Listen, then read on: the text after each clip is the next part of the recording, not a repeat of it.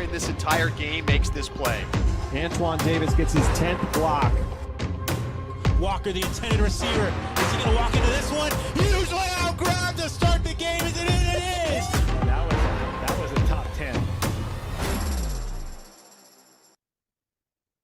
Welcome to another episode of Live with Lep. Thank you for being with us. We got a great show for you tonight. As you saw, we got champions, we got athletes, we got playmakers, we got personalities. We're going to have a fun next hour.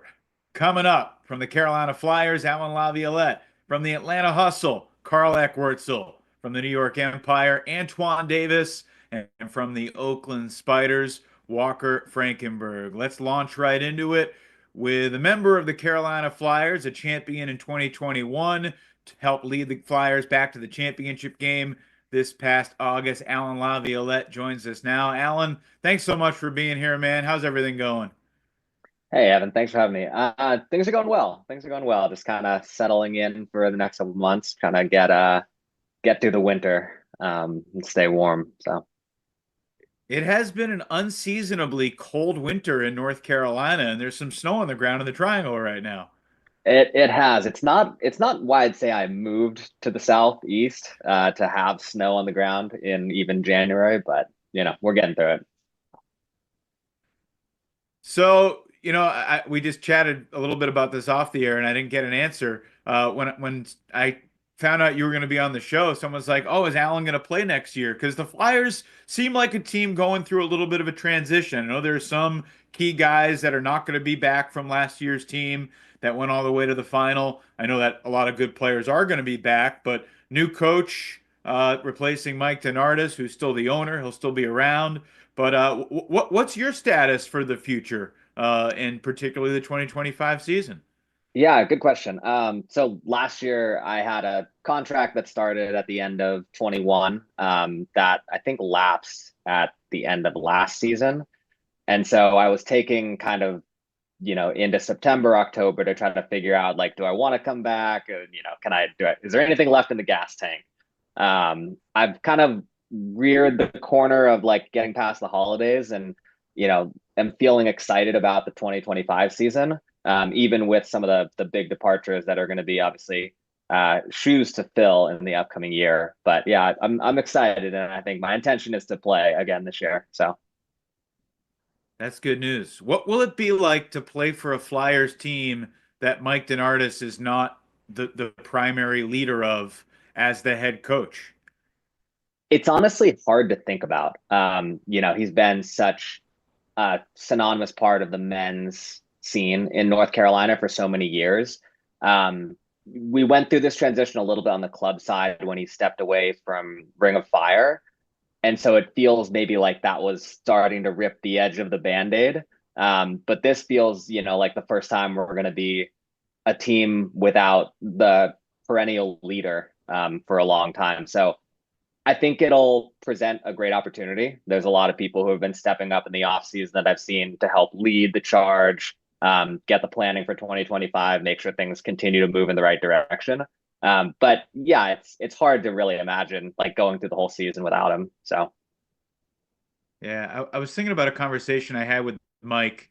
I think it was before the South Division final, and he talked about how the adversity that the Flyers endured at times during the 2024 regular season was almost enjoyable. And like when the regular season was too easy or too successful, you lost a little bit of the flavor of the fun of it. But like 2021, 4 heartbreaking regular season losses all by one that paved the way for the playoff run. And I felt like this past year was a little similar to that. Does that ring true to you?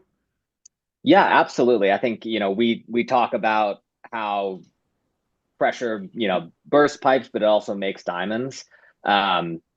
It's one of those things like you can't replicate close games and the benefit that you get out of them as a player, as an organization, as a team, really. So I think having, a rocky 2024, so to speak, and in especially some of those games against Atlanta, I think led us to knowing that like we have to battle every single game once we get to the point of like win or go home. What is your take on the Atlanta-Carolina rivalry as someone who has been on both sides of it?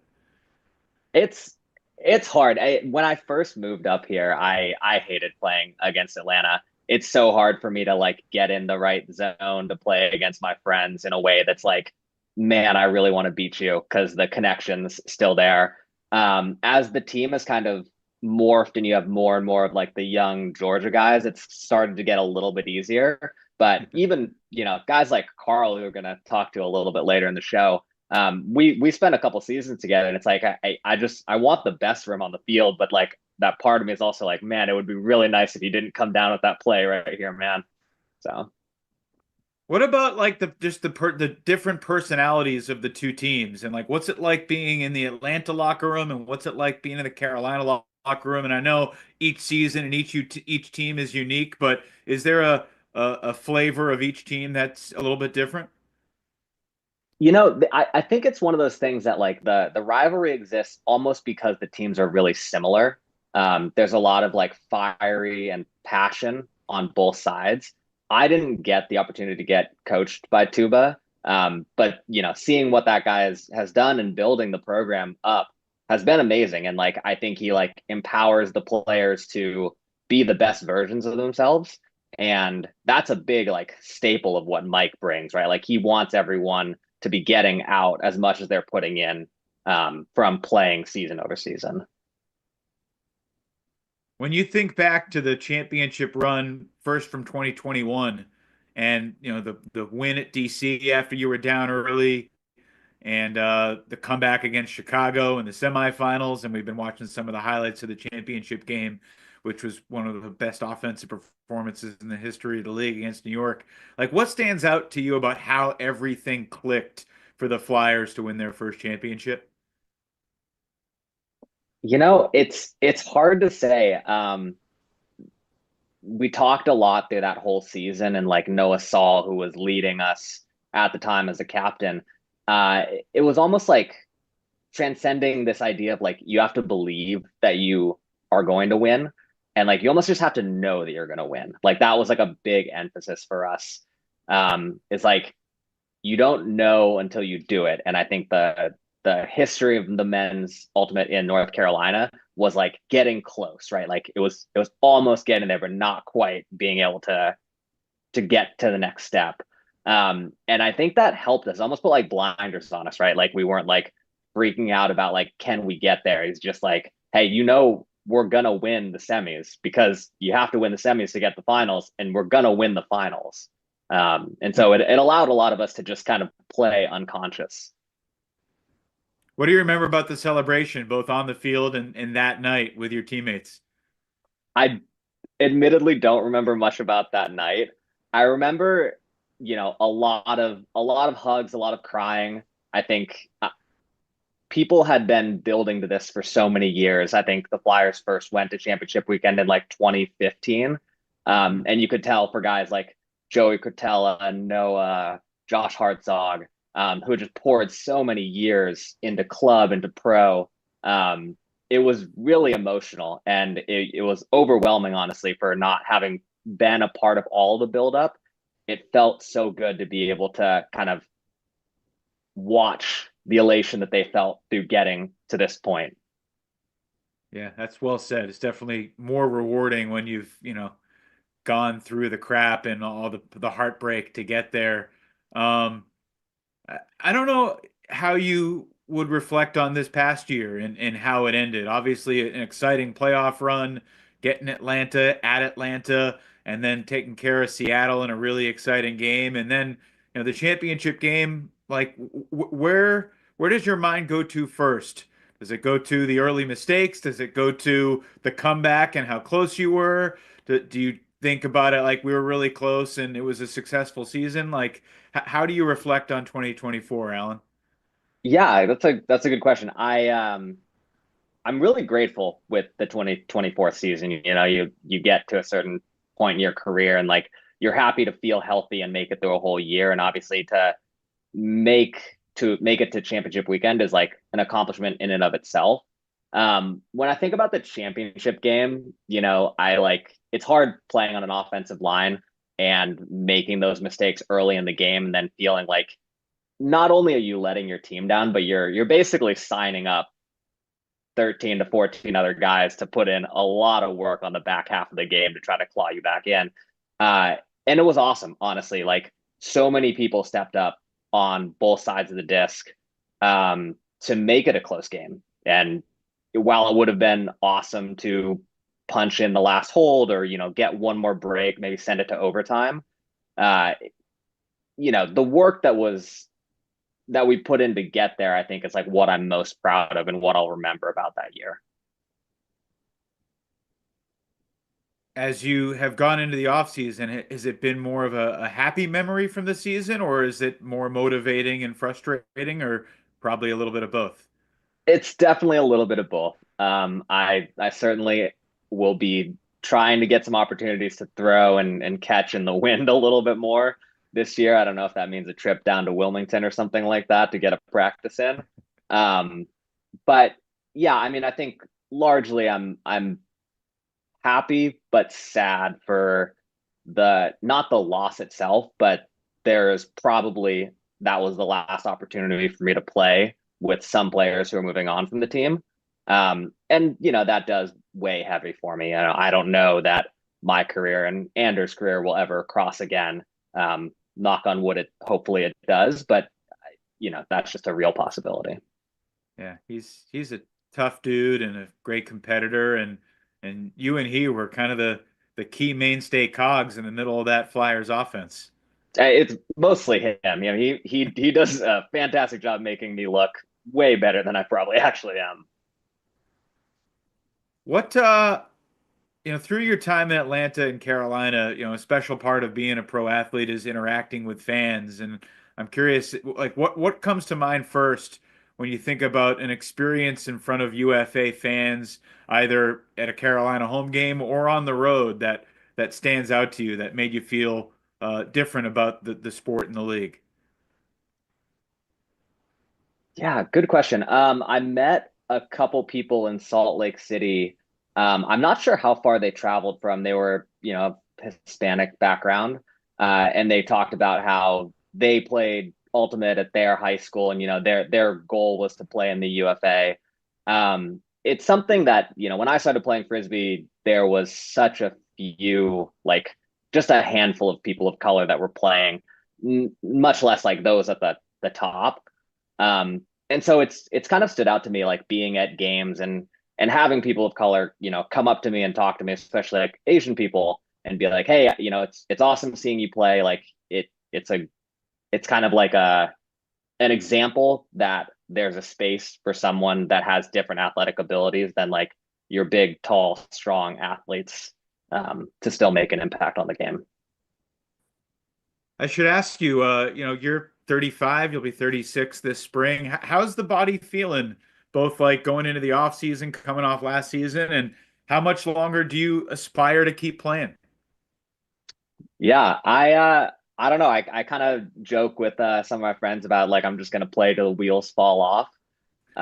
It's daunting to hear to think about being 36 this year, but I also feel good. I think in 22 when I tore my ACL, it took me a lot of time to figure out like how would I come back from an injury like that, and it was almost a blessing having it happen that late in my career, because it just meant that I had to make it a priority to like eat correctly, sleep correctly, weight train correctly, not overdo it. And the way that I feel right now, I'm only going to take it 1 year at a time. I don't want to try to assume that I'm going to be able to play for the next decade. But I don't feel any worse than I did, 4 or 5 years ago. So. I mean, that's amazing. Was there a moment, either right when the injury happened or at any point during the rehab or the aftermath of the surgery, that you thought like you might be done, you might not be able to play anymore, or were you always determined and focused on getting back? No, I thought I retore it like 6 weeks post-op when I was doing some exercises with my PT, and that was like I remember just sitting on the floor and just being like, well, that was it. that's a bummer. Obviously not the case. It ended up being totally fine. But yeah, I mean, recovering from any injury, I think is like for those that have done it, it's not linear. It doesn't feel just better every single day. There's always ups and downs. Even now I can still feel, like a certain day where I know I shouldn't push because my knee just doesn't want to do something. And I'm happy to like hang it up and try it again the next day. Yeah, I mean the thirst for the moments like the win in Atlanta and getting a championship weekend, I know is why you compete. And that game in Atlanta was one of the most riveting games ever because it's a shame that anybody had to lose it because both teams were so talented and so focused and had so much belief. I mean, even an Atlanta team that has been beaten down, and we'll welcome in Karl Ekwurtzel, who's been a mainstay for the hustle throughout the past half decade when this Atlanta franchise has really risen into the top tier of the league. Karl, thanks for being with us. I apologize for dwelling on the frustrating memories at the start, but I mean, Allan, when you think about all the stuff Carolina went through, Atlanta's on a very similar trajectory to where Carolina was in 2021. Yeah, absolutely. I think even they have some more playmakers than we necessarily had. Eric Taylor is obviously a generational talent. But when I think of like the athleticism that Karl brings, like a guy like Brett Holzmeyer, that's something that we didn't necessarily have when we won. And I would love if Atlanta was in a different division because it would be great to see them at championship weekend and not have to be daunted by the fact that like it's only going to be one of us that goes, or one of the teams from the South. Karl, what's your perspective on the Carolina rivalry?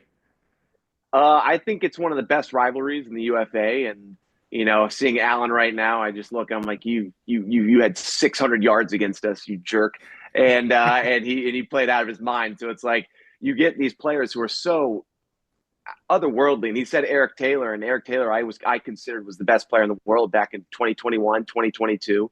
But now they had like Durs, and they had Tobias, and they have Terrence, and they have Allan, and Fairfax, who's one of the most consistent players in the world and has been for 10 years, for at least a decade. So, I mean, as much as the depth that Hustle have, and we have, I think, the hardest 20 to make each week. The Flyers are no slouches themselves, and it showed at championship weekend and making the championship somewhere we really wanted to be. Yes, indeed. Well, you guys are going to get there, and who knows? Maybe it'll be this summer. The Flyers are making some changes, but we learned tonight Allan Laviolette likely to be back for the Carolina Flyers in 2025. I'm excited about that. Allan, thanks so much for doing this and being part of the show. Have a great evening, and looking forward to seeing you this spring. Yeah, absolutely. Thanks for having me on. Love you all. Peace. Later, Karl. Karl, what do you remember about joining the Hustle? And I mean, I think you and Allan overlapped for a year or two, and he was obviously one of the top players on the team when you joined. What was your first impression of Allan? Allan it was very, very solid, obviously. Like seeing how his game has gone from where he was when he was about 28, 29, and he's still, killing it at 35, going on 36. He's one of those type of players that anything you need from him, whether it's a hard under, 20-yard under, or 50-yard away, or getting the disc and just boosting it upfield, or hitting the around, he's basically one of the most well-rounded players in the league, and it shows consistently, throughout his entire time playing. Yeah, and there, to have the flavor of both sides of the rivalry is a cool perspective. And Karl, I've been excited to talk to you for a long time. You're one of the guys in the league I feel like I've watched play a ton, but just for whatever we haven't talked too much. But I know you're a little bit about your unique history. So, I mean, we could start any number of places. I know you work for the World Wrestling Federation.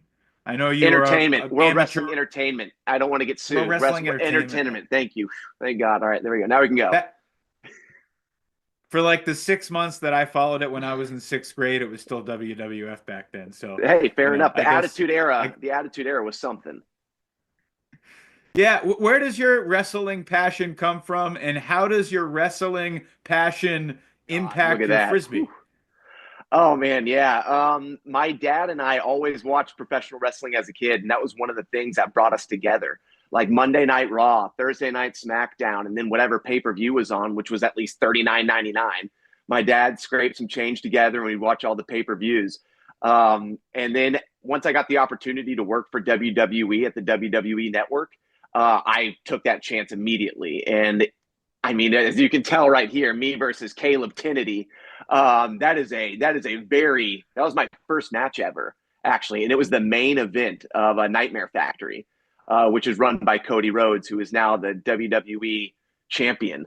And he is one of the nicest guys in the whole world. And I told people in Hustle last year, it's wrestling to Frisbee. It has everything just to do with confidence.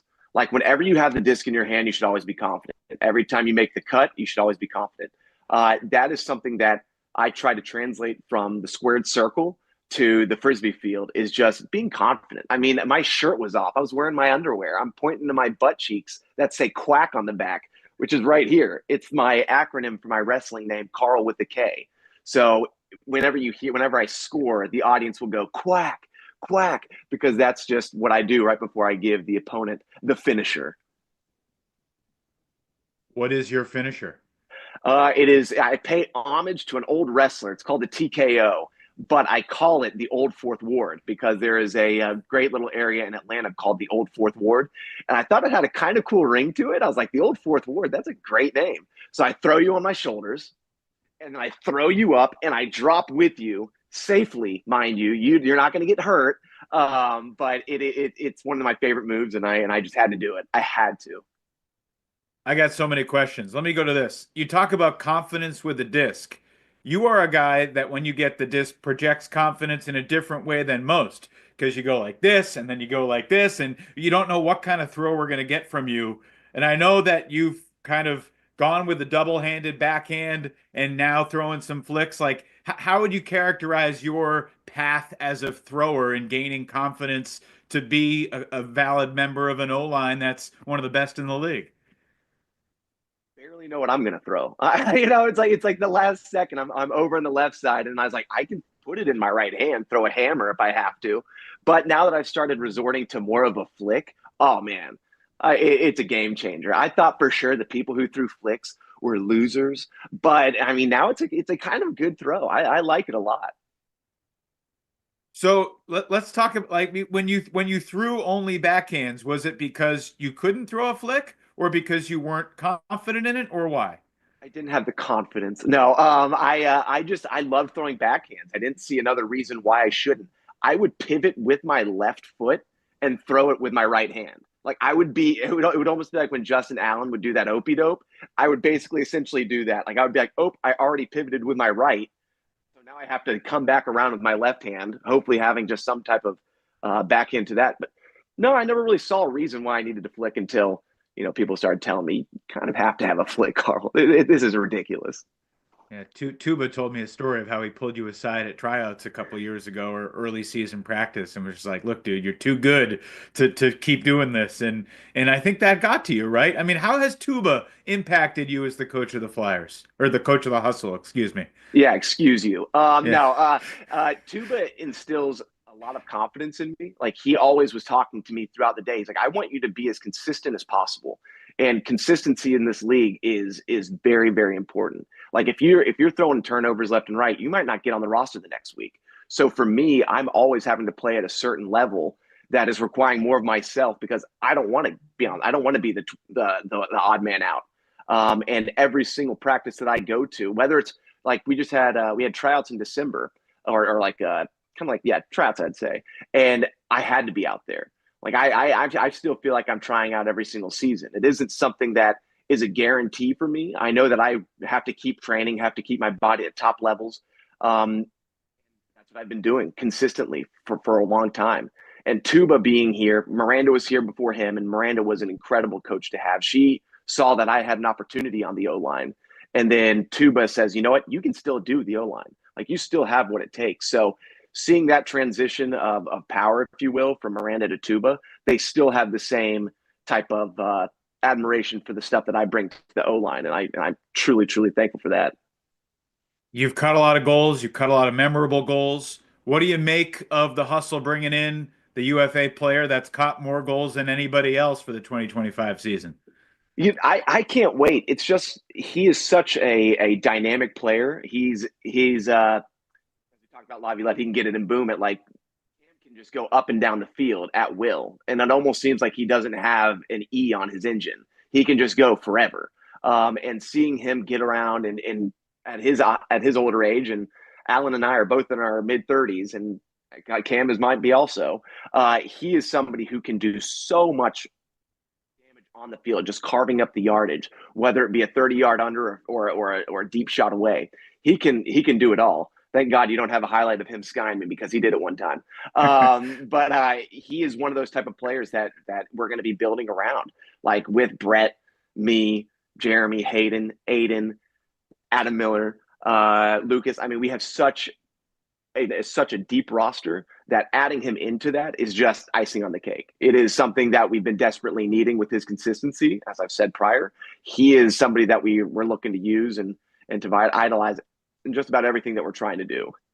Yeah, there's going to be a cool mix of young and old on the Hustle next year because, you got the veterans, the mainstays. I mean, I know Matt Smith and Bobby Lay are stepping away, but you have yourself and Austin Taylor and Jeremy Langdon and Michael Fairley and a lot of guys that have, battled through the scars. But the young generation, Hayden and Aiden and Adam and a lot of the other young University of Georgia guys coming up. You mentioned Lucas.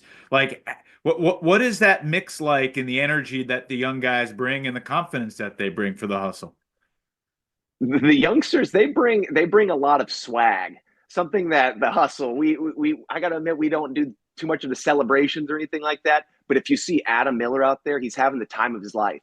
Every score he has, everything, he's jawing at the other team. Like, that is something that we've missed, and he comes in and just brings that with ease. You bring in Aiden, who's a Callahan Award winner, but he is so relaxed and so calm on the field. Like, you've never really seen anything quite like it. He's an anomaly because he'll be dancing on the sidelines and then he'll hop on the field and just start running you to death, just nonstop. Scoobers left and right, deep shots, unders, aways. And then Lucas is like our calm guy. He's the quiet assassin. He is somebody who was on Germany this past year. He's obviously one of the world's best players now, of what he's able to do on defense and then the transition from defense to offense. And then you throw in Brett, who is arguably one of the top 5 players in the world. And I hope that, it's a World's year coming up as it pertains to the World Games. And I hope he's one of the top 7 that they choose because he is that good. Just not only just as a great player on the field, but off the field with his leadership, his ability to sit with the O-line and hear, because we have a lot of cooks in the kitchen, like most offensive lines do. So it's like Jeremy might be saying something. Hayden might be saying something. Me, I really don't. I'm not the most technically savvy ultimate Frisbee player, I'll be honest. But Brett is able to take all of that and put it into a really winning recipe that the Hustle can only be so fortunate to have because he is that darn good. And seeing all of that mix coming in with me, I'm not an old curmudgeon, but I love to have a good time. But you have so many like of the older, like Cam Brock, me, Jakeem, and Jakeem is still so good. It's gonna be an interesting time this year, mixing everybody together. Karl, are you a talker in the huddle or in the locker room? Because clearly you can spin a phrase as a wrestler or a Frisbee player, I'm guessing. But you just said you're one of the quieter. I don't know. How chatty are you?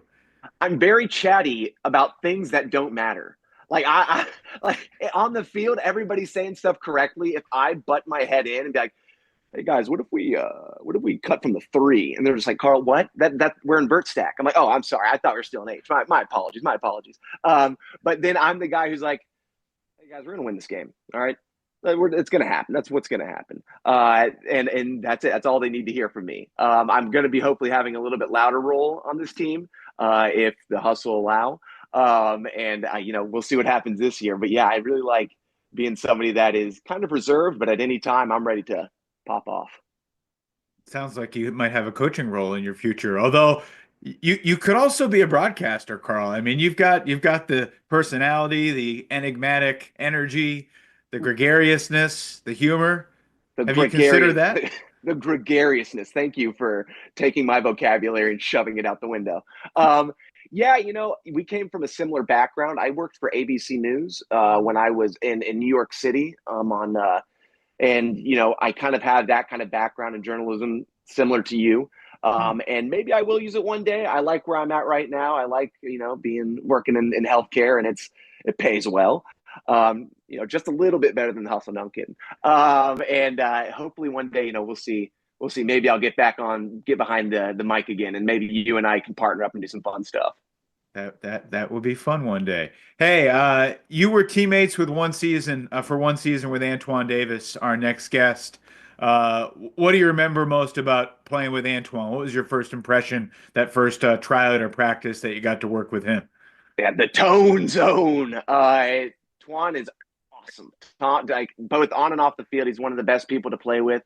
His attention to detail when it comes to like fitness and working out and everything and training is bar none. Like there's nobody better. Like I always thought from my point of view, it was always to do sprints as hard as you can. No breaks in the middle. And Antoine really no, take a minute break. Then we'll run. Take a little bit longer break. Like I never even knew that. And it's seeing him come in and tell us all that rather than getting burned out on a Wednesday when we have a game on Saturday, it's like, this all makes sense. So having Antoine on the hustle was awesome. He's such an incredible and explosive player, and he still has it. So, I love him. He's awesome. Antoine, thanks so much for being here. What was your first impression of the character that is Karl Ekwurtzel when you met him for the first time? We're not hearing you, Antoine. I was about to say, damn, how about now? Not good. Yeah, we got you now. Honestly, Karl is just one of a kind. So as soon as you enter his atmosphere, it's energetic, loving, and you're almost ready for a laugh because he's about to say something funny, as you've seen through this interview. Yeah, I mean, we've seen him literally throw people around for sport. Antoine, you guys have two of the most impressive physiques in the league. Karl, have you ever tried to wrestle a hustle teammate? Oh, a hustle teammate? There isn't anybody on hustle that can take me.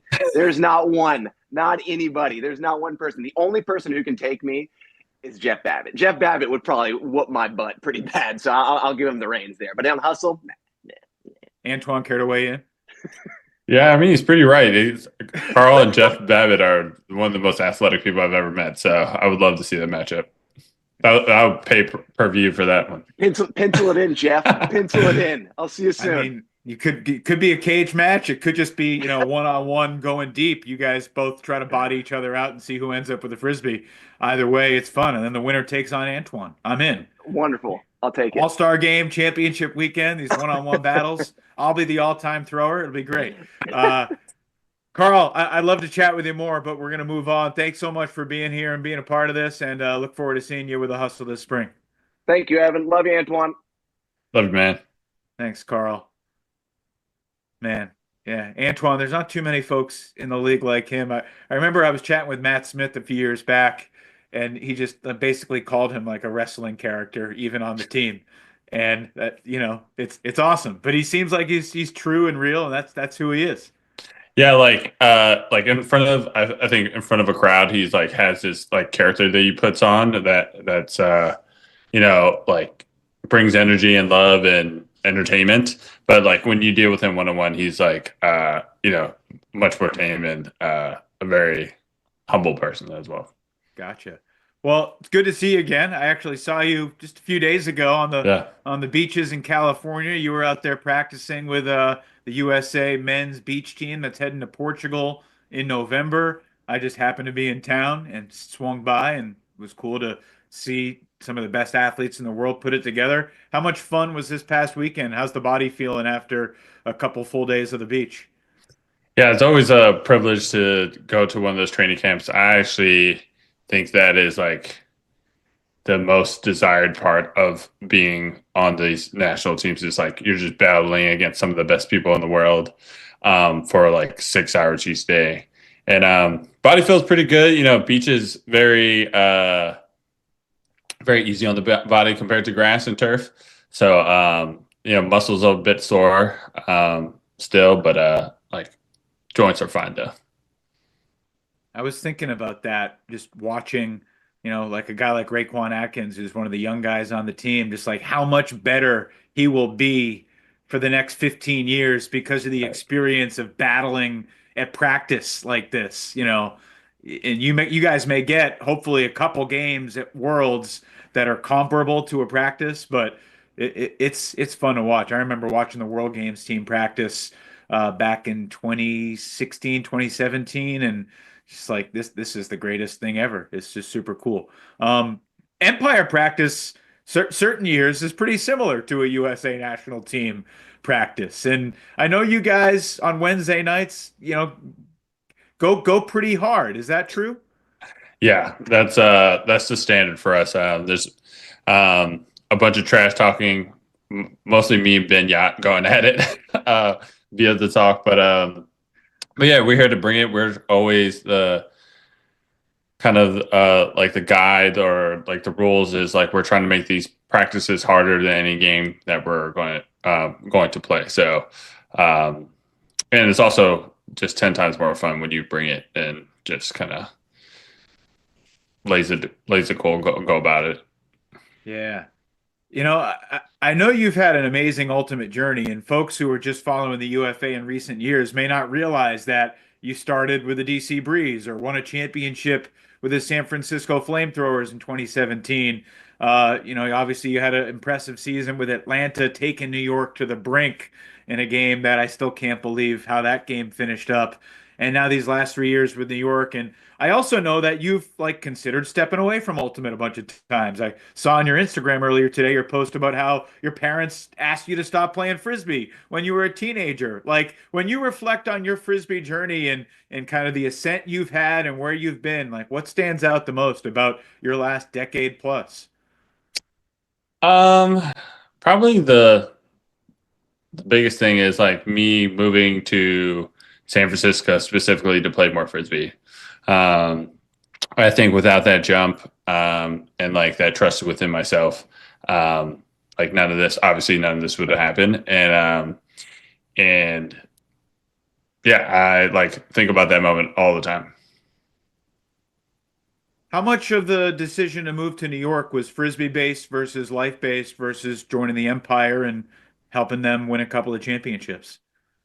It was, mostly Frisbee based, but a good chunk of life based as well. Like, New York had these, offerings for players that is one of a kind, and I wanted to take up on those offerings. And also at the time, I just started my modeling career, and New York is known for that. So my agent and the people I was talking to were giving all thumbs up to oh my gosh giving it all thumbs up to the decision, so I went up and did it. Antoine, this may be surprising to you, but I don't associate too often with professional models. I know that's stunning for you and our viewers.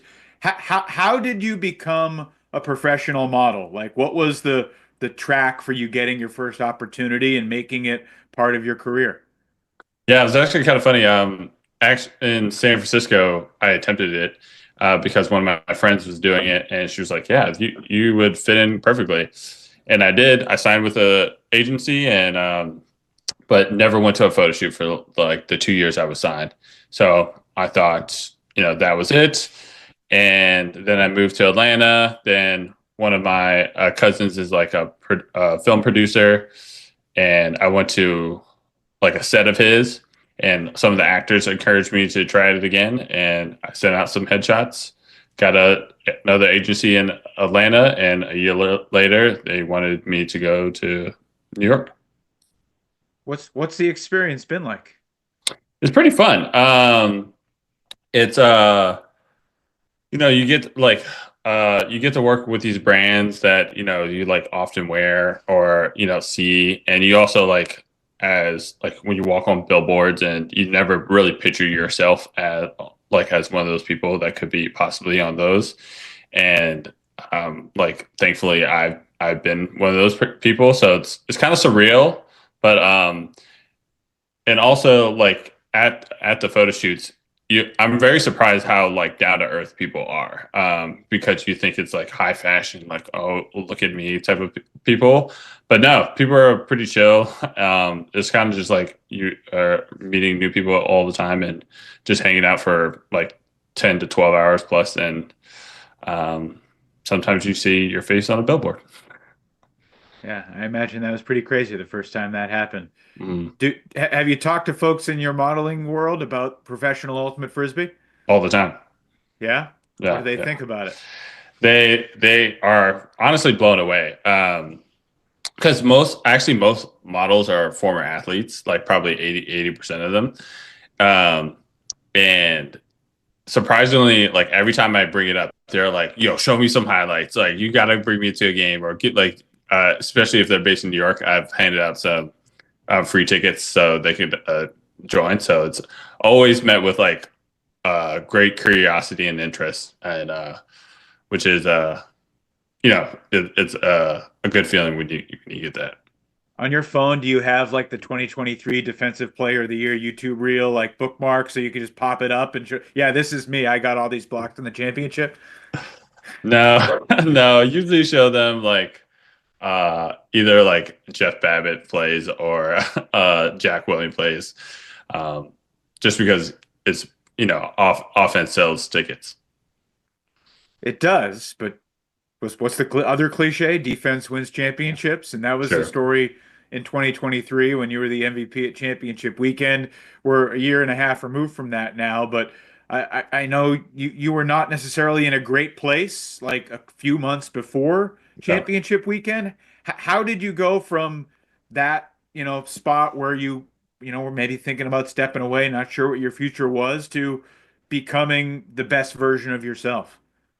Yeah, I was like, I didn't know at the time, but I was like suffering from like an autoimmune disorder, which led me to like, I would work out and like would be super sore for like 2 or 3 days after. Then I would try to go to practices and like feel like I was gonna like basically like tear an ACL right then and there, and I was like, I can't do this out of the safety of my physical health. So then I did some research because I was like, I know I don't want to quit, so I'm going to try to find the solution. And I did, and it was changing my diet pretty much. And pretty much all those symptoms resolved themselves, but the thoughts like kind of stayed. I was like, you need to retire, you need to stay. Those thoughts stayed with me, and I did a bunch of mental work via like affirmations and visualization. And within like, honestly, within the first week or two of doing it, I shut down Christian Boxley. Then that like boosted my confidence 10,000 times, and kept doing it. And it led to, championship weekend performance. Yeah, it was a performance for the ages. And I know it's something that the Empire is aspiring to get back to after, a good 2024 season, but certainly not the excellence that we've become accustomed to with the Empire over the previous couple of years when you didn't lose a game and dominated most everybody. Before we, get on to the final interview of the night, when you think back to the 24 season and about gearing up for 2025, where's your mind at in terms of trying to get the Empire back to the top of the East and the league? Yeah, I think we had some, drama in the beginning of that season that really kind of derailed us and kind of put in a like shaky mindset. And we were trying to incorporate some new pieces that needed more time to incorporate. And now we really have that time. And we kind of like settled into our new image and the people that we have. So, it's really just like, at the end of the day about getting reps with everybody, still bringing that same mentality because, we weren't that far away from championship weekend. So it's nothing that we should be hanging our heads about 2024, but and if anything, we should be highly encouraged about what we can bring this season. What was it like behind the scenes when the Jeff Babbitt negotiations? Would he play? Wouldn't he play? And then he goes to Boston. Like, what was that like for you? It was pretty heartbreaking. Me and Babbitt are good friends, and he's like a big reason why I wanted to come up to New York, because he was a person that's had dedicated a lot of his life to Ultimate Frisbee, and I'm that person as well. And just to talk shop with him and like learn from him, he's learned from me, and I just wanted to continue that relationship. And it was sad to see him go away. Awesome. Before I bring in Walker, one more quick question. When was the last time you got a haircut? I'm at the point where my hair, it's like it has stopped growing. So it like reaches out to here, right below the New York, and this literally stopped growing. So last time I've gotten a haircut is like, I want to say like 9 months ago. So Okay. long time. Yeah, you got flowing locks. Our final guest of the night is a guy who, like you, went out to the Bay Area, and his UFA career is blossoming. Walker Frankenberg joins us. Walker, a D3 national champion at Middlebury, and now a member of the Oakland Spiders, trying to get them back into the mix. Antoine, when you first went out to the Bay Area, just from like a culture standpoint and ultimate standpoint, how did they hook you in, and how did the Bay Area change you as an ultimate player? I mean, at the time, like the San Francisco Revolver were like the Golden State Warriors at the time. They were just the team to be, and they had like 80% of the roster represented Team USA. So, I wanted to be like them. So that was like the instant draw. And luckily, I had an in with the former coach of Revolver and the Flamethrowers. And he got me into a practice, and I just showed out, and they wanted me. Yeah. Walker, what about you showing up to the Bay Area for the first time, and it's such an established ultimate community? Like, what was it like trying to fit in, make your mark, and show that you belonged? It was great. Yeah. I mean, honestly, I didn't really pay that much attention to club frisbee growing up. So I had no real idea what I was signing up for. I knew I was moving to the Bay because I was moving out here for work. And I got in touch with the coach and was like, hey, I know I'm going to be late because I'm moving in the middle of summer, but could I have an extended tryout and be a practice player? And once I got to the Bay, I learned about the storied success of Revolver and everything. And it was great. I've loved the experience, and learning from all those players has been awesome. But honestly, I had no idea what I was signing myself up for. Yeah. Antoine just turned off his camera and his mic, but I don't have authority to do this, but I feel like breaking a little bit of news. There's a chance that there's a regular season game between the Empire and the Spiders in the 2025 regular season. Antoine, what would be your thoughts about going back to the Bay Area for a game against the Spiders? It'd certainly be a fun one. Go back to the crowd that used to celebrate me now booing me. Would be pretty fun. Especially I've made hopefully Raekwon is on that team, and would love to guard him in a like serious matchup. Walker, would you be excited about a shot at the Empire? Yeah, I mean, we welcome anybody to Oakland. I think the last time you played, Antoine, it was in San Jose. So I don't know if there's many fans still left over. They might now all be cheering for the home team. Good stuff. Well, that's a little tease for what folks might expect when the schedule comes out in February. Antoine, this has been so great. Thanks so much for joining us tonight, and have a great evening. Look forward to catching up again soon. Thanks for having me, Lep. Yeah, Antoine, always. Walker, thank you as well, man. How are you? I'm doing well. How about you? I'm good. Yeah, getting excited for the season. Championship weekend, going back to Madison, and you've had a pretty fascinating ultimate journey. I learned earlier today that our producer Luke Johnson coached you in high school in Seattle. So give me some dirt on Luke that you got from way back when. There's no dirt to give. He was the epitome of a great coach. I loved having him. He was one of the reasons I continued playing Ultimate back in high school, because my freshman year I actually didn't play. And then I was just doing cross country and playing other sports after playing in middle school. And when I came back out and he was the coach, he made me fall back in love with the game. So no dirt to be spilled. No tea to be spilled. Fair enough. Well, you go on to Middlebury and have a really quality career for arguably the top D3 program in the country historically. I know Tim Rockwood will appreciate that. He's probably asleep, but and then you show up in the UFA and really kind of on my radar in 2023 with the Spiders, and you've played almost every game for Oakland since. Like, how did you feel, when you went out to the Bay, and like how confident were you that you would be able to, play at this level and become the star contributor that you've become? Honestly, I had no real idea. Like I kind of mentioned earlier, like I had minimal exposure with like high level Ultimate, except for what I had played in high school in D3, and that's not really a good. It doesn't measure up well with the top tiers of club and UFA. So I just kind of showed up ready for whatever, having confidence in myself and ready to contribute in whatever ways I could. And luckily, I was put in some pretty good positions, and my teammates have helped set me up for success. And I've learned a lot from all the guys out here in the Bay. So yeah, that's all. I mean, were you surprised by how productive you were as a rookie in this league? Was I surprised? I guess I had no conception of what it was going to be like at all. I had never Fair watched enough. a UFA game before I had played in it. I was ready to play. I felt confident that I could beat my guy one on one, and whether that would translate to scoring a bunch of goals, I think I had no idea.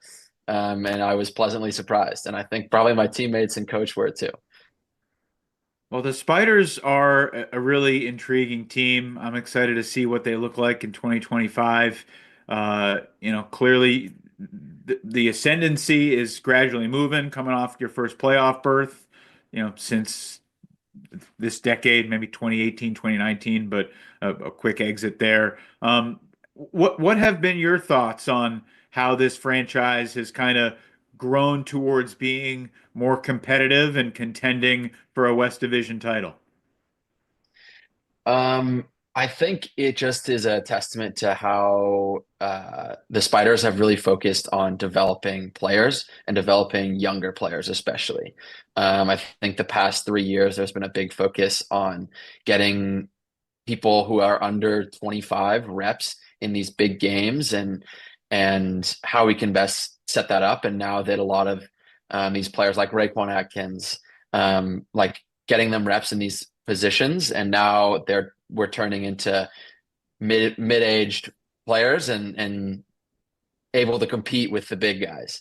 I think also a big part of it has been the resurgence of the team. As we've gotten better, more players are getting interested in actually coming out and playing, and developing a relationship between the club teams in the Bay, and getting buy-in, so that we can have as much talent on the roster as possible, because that's what's going to win us games.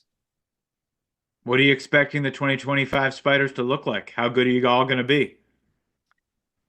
I think that as we have demonstrated in our games the past few years, we have the ability to beat any team, and we have the ability to lose because we can beat ourselves. I feel very confident that if we're firing on all cylinders, we can hang with any team in the league and beat any team in the league. How surprised were you to see the Seattle team that knocked you out go into Salt Lake and get that win? I was surprised. I wasn't shocked. I think it's like the NFL. Any given Sunday, any team could be on in a particular game. And so, yeah, I would say that the West is always, since I've been in it, kind of a crapshoot, and whoever comes out on top, anybody has an opportunity to come out on top. Whether that was us, whether that was Seattle, whether that was Salt Lake. I think you could have told me any of those teams was going to be in championship weekend, and I wouldn't have been surprised.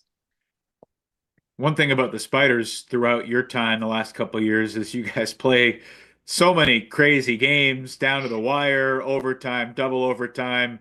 It feels like you've lost and you won, and vice versa. Like, how's your heart these days from dealing with just the drama and intensity and crazy swings that you've been a part of in some of those games? Hanging in there. At the end of the day, it's a business, and our goal is to provide entertainment for our fans. And so we like to say that whenever somebody comes to an Oakland Spiders game, they're definitely going to get their money's worth. I think we had 4 home games last year that were overtime or like decided by 1 or 2 goals. Yeah, so we're hoping for some larger margins of victory next year, and we'll leave it at that.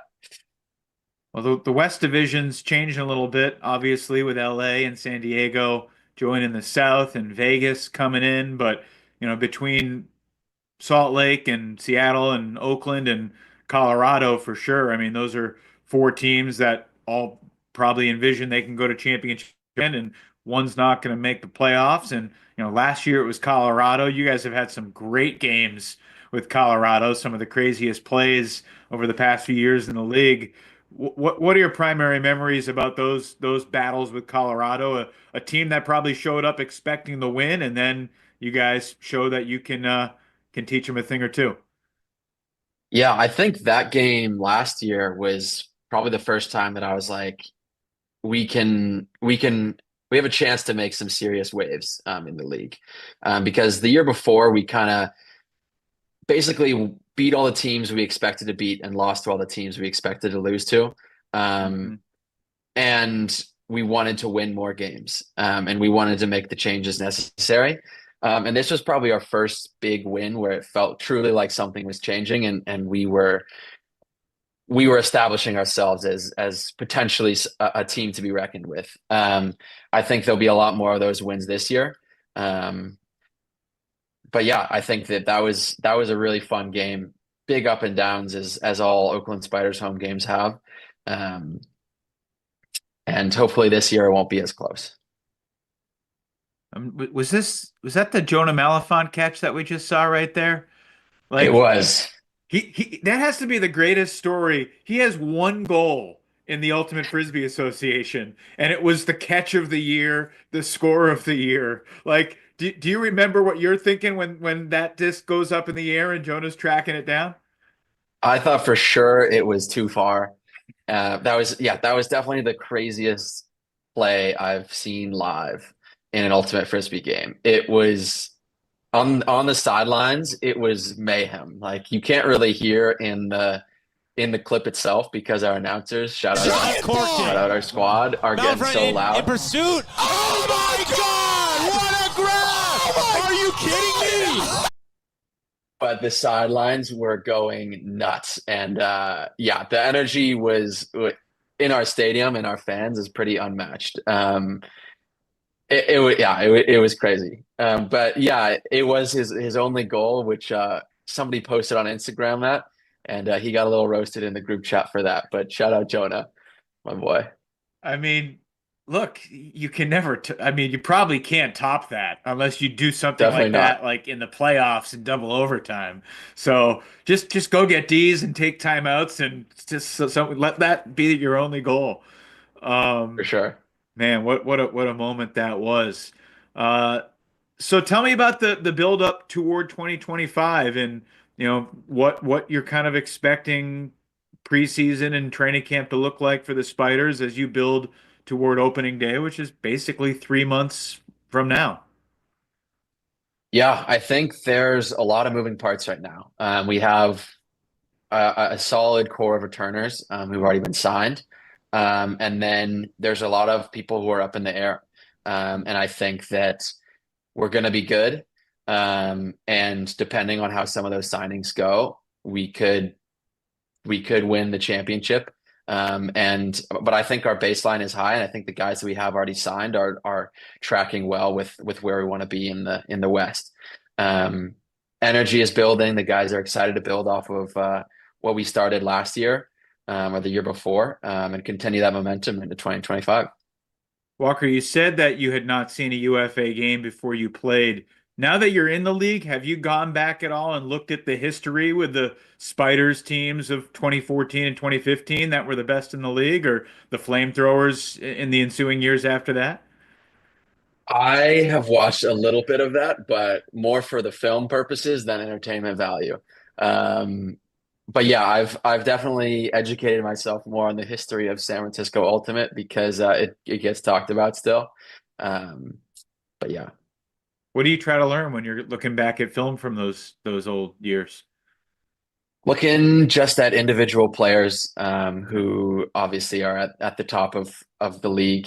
So looking both at those flamethrower games and the revolver games, and just like trying to see, trying to study how they shape their game and how that can be applied to how I'm trying to style my play.